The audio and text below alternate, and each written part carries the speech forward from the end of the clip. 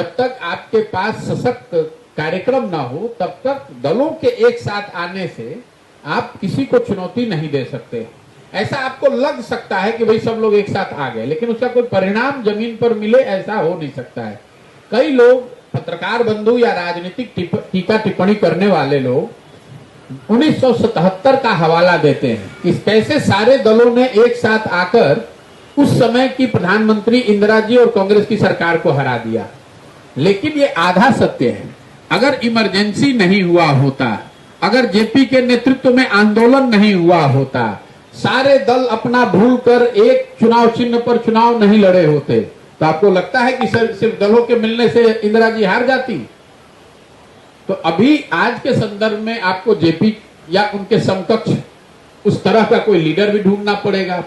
आपको जनता से जुड़े हुए विषय भी ढूंढने पड़ेंगे, उस पर नैरेटिव भी बनाना पड़ेगा।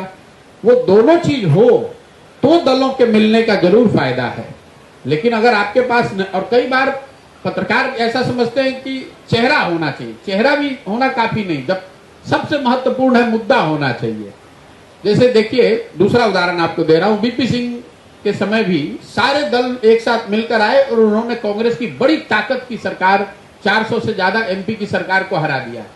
लेकिन वो सिर्फ दलों का एक साथ बैठकर कोई अर्थमेटिक अरेंजमेंट नहीं था, मुद्दा बोफोर्स था। उसके नाम पर लोग एक हुए, फिर दलों ने अपनी ताकत लगाई तो जनता ने बोफोर्स के नाम पर, भ्रष्टाचार के नाम पर वोट किया, तो उसका फायदा हुआ।